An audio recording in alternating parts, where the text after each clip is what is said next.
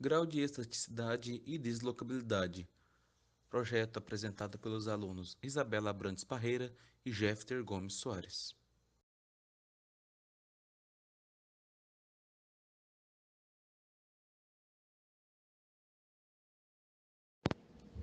No projeto de qualquer estrutura ou máquina, é necessário usar os princípios da estática para determinar as forças que agem sobre os vários elementos, bem como no seu interior, além de conhecer como este corpo rígido está apoiado. Portanto, é necessário entender os conceitos de grau de estaticidade e de grau de deslocabilidade. Antes de aprofundar em grau de estaticidade, vamos entender alguns conceitos elementares. Os elementos que restringem os movimentos das estruturas são denominados apoios ou vínculos e são classificados em apoio do primeiro gênero ou apoio móvel, que apresenta uma reação de apoio, apoio do segundo gênero ou apoio fixo, apresenta duas reações de apoio. O apoio do terceiro gênero ou engastamento apresenta três reações de apoio. Cada reação constitui uma incógnita a ser determinada.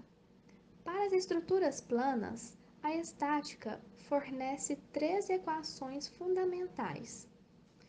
No caso, o somatório das forças em x igual a zero, o somatório das forças em y igual a zero e o somatório do momento igual a zero. O grau de estaticidade é calculado da seguinte maneira.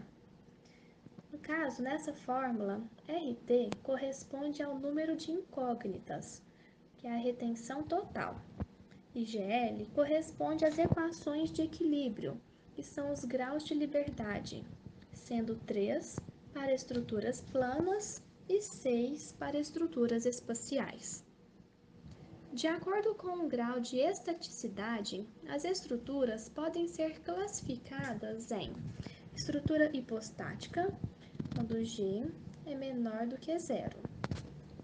As estruturas hipostáticas são aquelas cujo número de reações de apoio ou vínculos é inferior ao número de equações fornecidas pelas condições de equilíbrio da estática.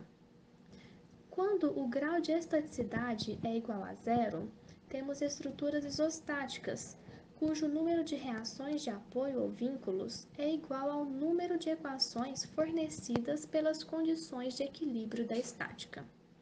Quando o grau de estaticidade é superior a zero, nós temos estruturas hiperestáticas, que apresentam números de reação de apoio ou vínculos superior ao número de equações fornecidas pelas condições de equilíbrio da estática.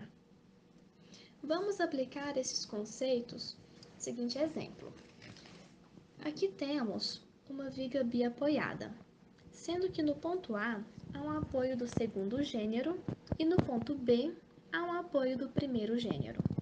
Então, o número de incógnitas é igual a 3, pois no ponto A temos uma restrição na horizontal e uma vertical, e no ponto B temos uma restrição vertical. O número de equações de equilíbrio será igual a 3, pois consiste no somatório de forças na horizontal, na vertical e de momento. Assim, podemos calcular o grau de estaticidade, subtraindo a retenção total pelo grau de liberdade. Logo, a estrutura é classificada como isostática. Nesse mesmo exemplo, é possível também calcular a estaticidade externa.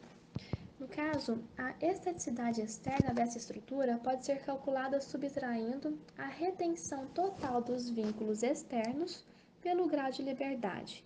Assim, temos estaticidade externa igual a 3 menos 3, igual a zero. A estaticidade interna pode ser calculada pela diferença entre a estaticidade total e a estaticidade externa. Assim, temos estaticidade interna igual a zero menos zero igual a zero. O método dos deslocamentos pode ser considerado como o método dual do método das forças. Em ambos, a solução de estrutura considera os três grupos de condições básicas da análise estrutural: condições de equilíbrio, condições de compatibilidade entre deslocamentos e deformações e condições impostas pelas leis constitutivas dos materiais. Entretanto, o de deslocamentos resolve o problema considerando os grupos de condições a serem atendidas pelo modelo estrutural na ordem inversa do que é feito pelo das forças. Primeiro, condições de compatibilidade. Em segundo, leis constitutivas dos materiais. Em terceiro, condições de equilíbrio. As deslocabilidades são as componentes de deslocamentos e rotações nodais que estão livres, isto é, que devem ser conhecidas para determinar a configuração deformada de uma estrutura. Em estruturas que trabalham principalmente por flexão, geralmente podemos desprezar as deformações por força normal e cortante. Deslocamentos livres, que não provocam esforços na estrutura, podem ser desprezados. Grau de hipergeometria, ou GH, é a somatória das deslocabilidades. O sistema hipergeométrico, SH, é a estrutura cinematicamente determinada, uma estrutura que tem todas as suas deslocabilidades definidas, com valores conhecidos.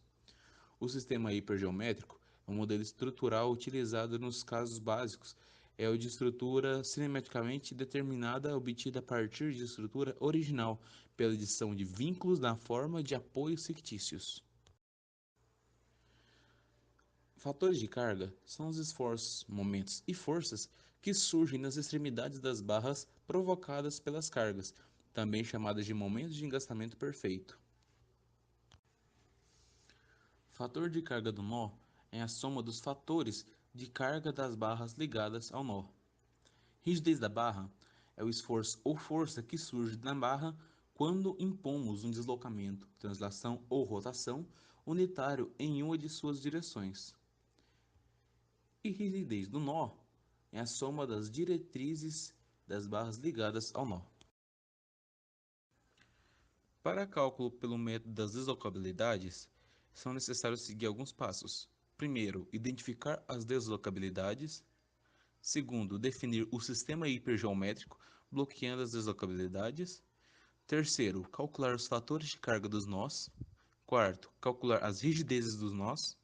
Quinto, aplicar a condição de equilíbrio dos nós. E em sexto, superposição de efeitos para cálculo dos esforços.